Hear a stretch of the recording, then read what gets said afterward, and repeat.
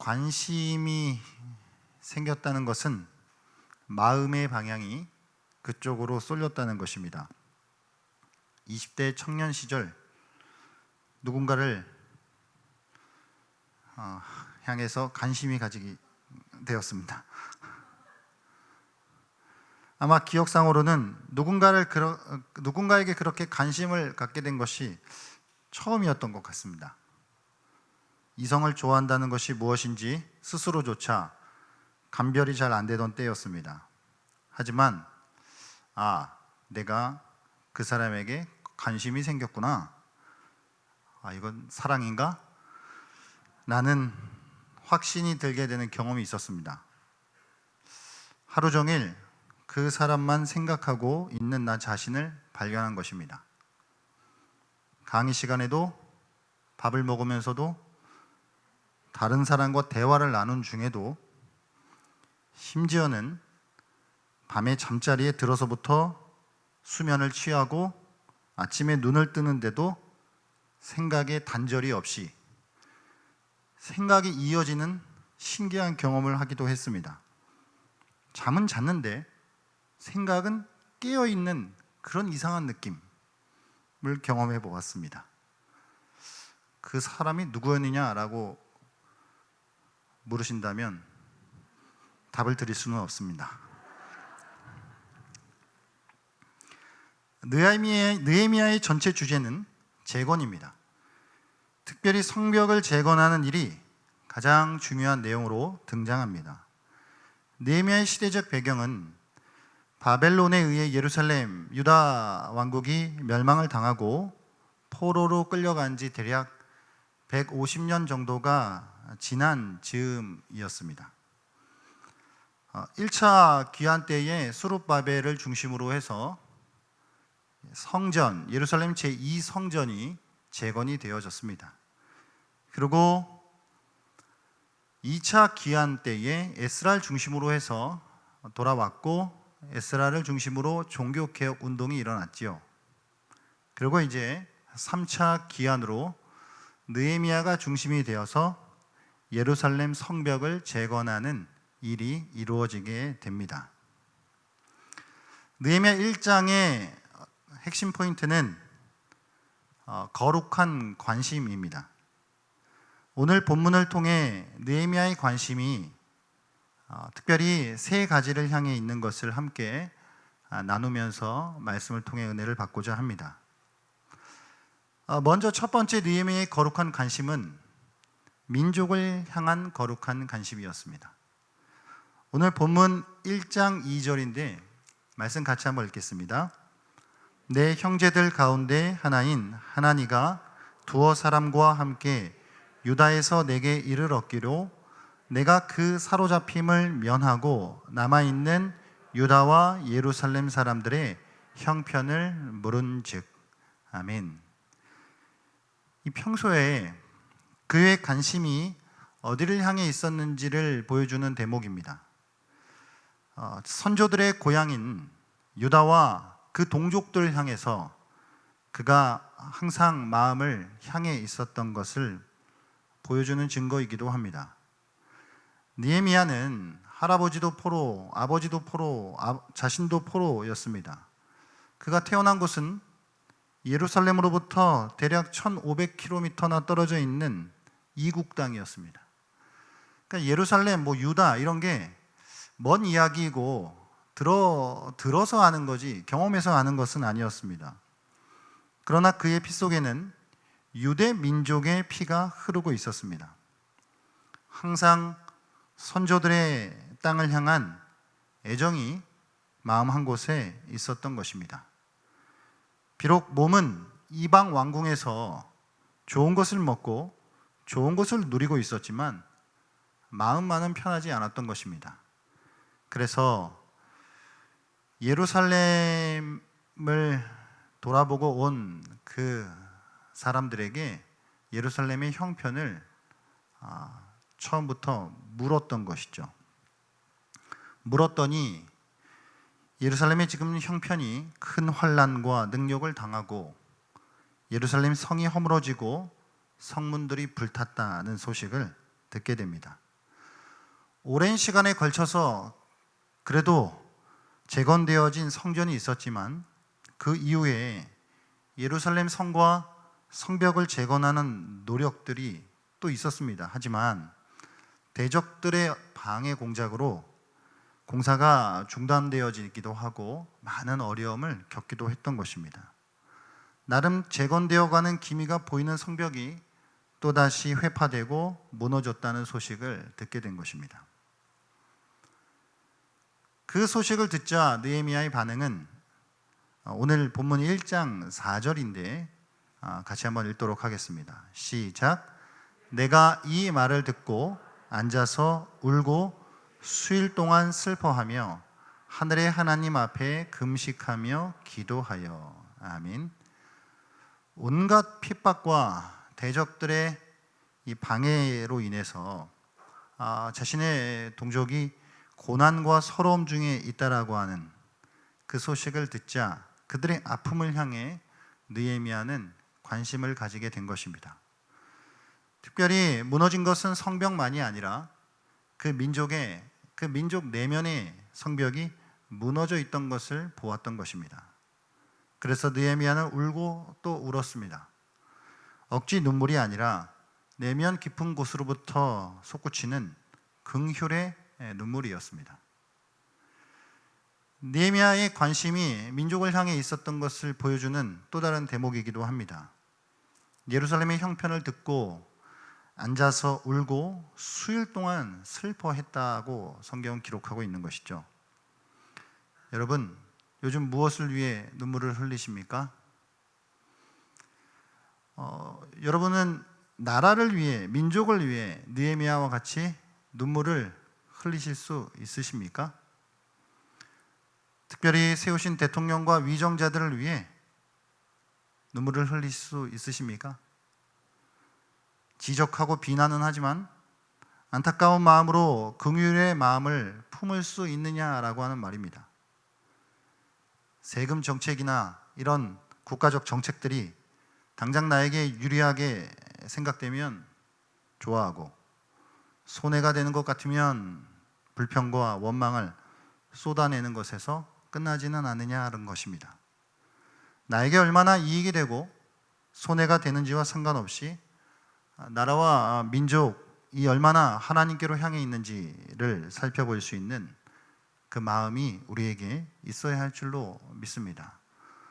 특별히 우리는 또 나라 민족을 생각하며 곤경에 빠진 이들을 위해 눈물을 흘릴 수 있습니까?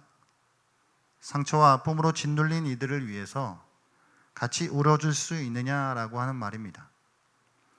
우리는 그들을 향한 긍휼의 마음을 품어야 할 줄 믿습니다. 느헤미야의 거룩한 관심은 첫 번째, 먼저 자기 민족, 특별히 예루살렘 땅을 향해 있었습니다. 우리도 역시 나라와 민족을 위해서 긍휼의 마음을 가지고 슬퍼하며 기도할 수 있어야 합니다. 이것이 우리가 가져야 할 첫 번째 거룩한 관심입니다.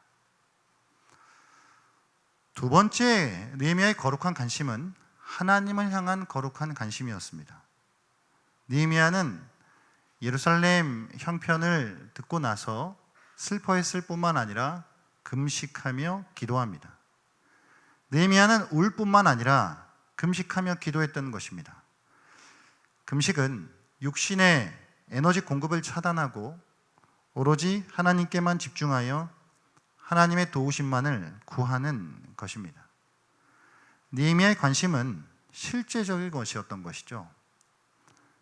마음만이 있었던 것이 아니라 더 나아가 그것을 행동으로 실천했던 것입니다. 그래서 그 슬픔을 금식하며 기도하는 것으로 나타냈던 것이죠.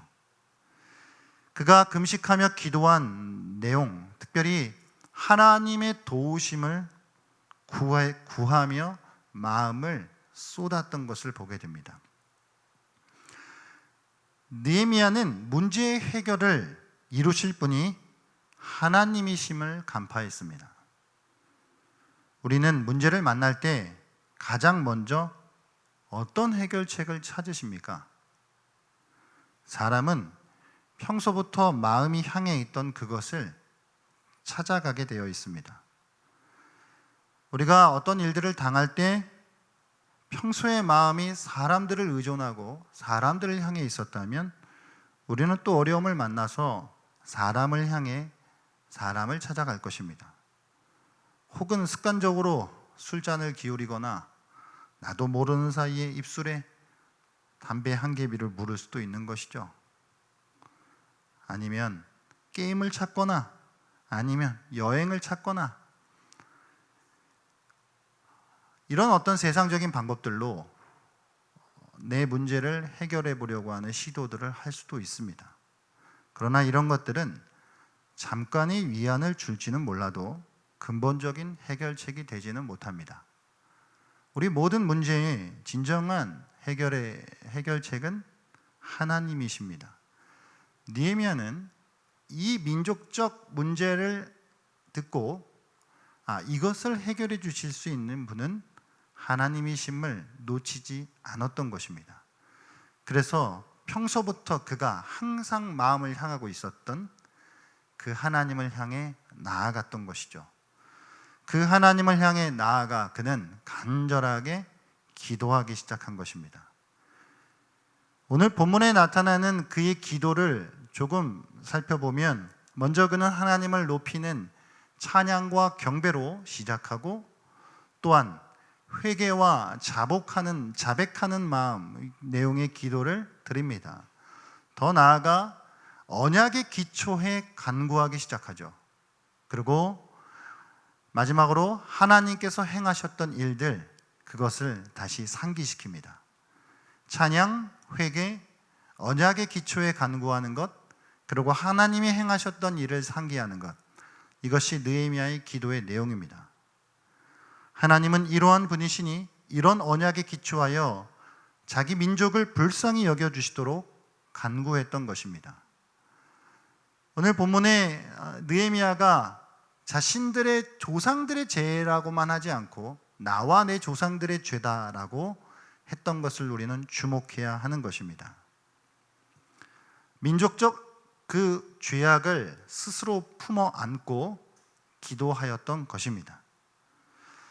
우리는 자기 중심적인 욕심이 아니라 하나님의 말씀에 기초한 기도를 드려야 합니다. 하나님의 약속에 의지한 기도는 분명 힘이 있습니다.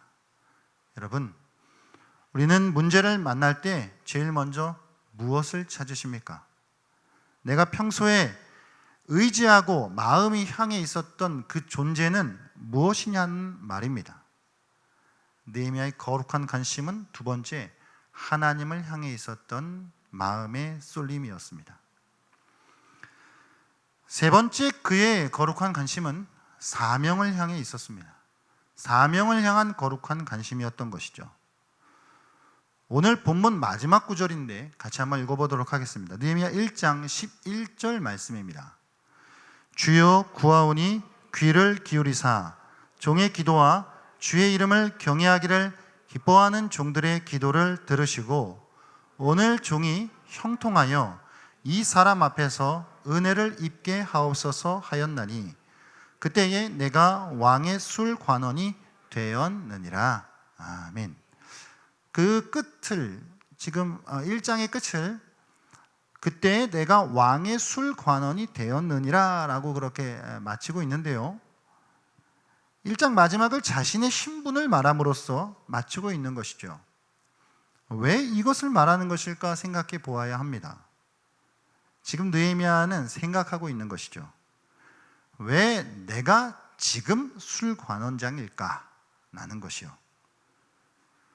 어떤 고대 역사가들에 의하면 왕에게 영향력을 행사할 수 있는 사람 중 왕의 부인과 술관원이 가장 강했다고 합니다. 현재 자기에게 있는 지위에 대한 거룩한 부담을 느끼기 시작한 것입니다. 내가 지금 내 자리에서 할 수 있는 것이 무엇일까 생각하기 시작한 것이죠. 사명을 향해 마음이 쏠리기 시작한 것입니다. 그러나 여러분, 술관원장이었다 할지라도 이 술관원이 자기가 술관원인데요, 이게 꼭 사명을 향해서 마음이 쏠리라고 하는 법은 없습니다. 반대로 이렇게 이야기했을 수도 있는 거죠. 이런 마음을 품었을 수도 있습니다. 내가 지금 술관원인데 왕이 나를 얼마나 필요로 하는데 내가 달리 뭘 생각해 볼 수 있겠냐라고 변명, 핑계를 만들어가는 거죠. 나는 꼼짝 못하는 사람이다. 내가 할 수 있는 건 그냥 지금 하는 일만 열심히 하면 돼. 라는 식의 생각을 얼마든지 했을 수 있습니다. 그러나 느헤미야는 그런 생각이 아니라 정반대의 생각을 했던 것입니다. 왜 하나님께서 나에게 술관원이라고 하는 직책을 맡겨주셨을까 생각을 하기 시작한 것이죠. 이것은 마치 에스더가 왕비에 오른 것이 유다인을 구원하는 중요한 역할을 하기 위함이었다고 인식했던 것과 같은 일입니다. 에스더 4장 14절 말씀인데, 우리가 잘 아는 말씀인데 같이 한번 읽어보겠습니다. 시작. 이때 내가 만일 잠잠하여 말이 없으면 유다인은 다른 데로 말미암아 노임과 구원을 얻으려니와 너와 내 아버지 집은 멸망하리라. 내가 왕후의 자리를 얻은 것이 이때를 위함이 아닌지 누가 알겠느냐 하니, 모르드게의 이 말에 에스더가 내가 죽으면 죽으리다 라고 반응을 하는 것이죠. 왕후의 자리를 얻은 것이 이때를 위함이 아닌지 누가 알겠냐?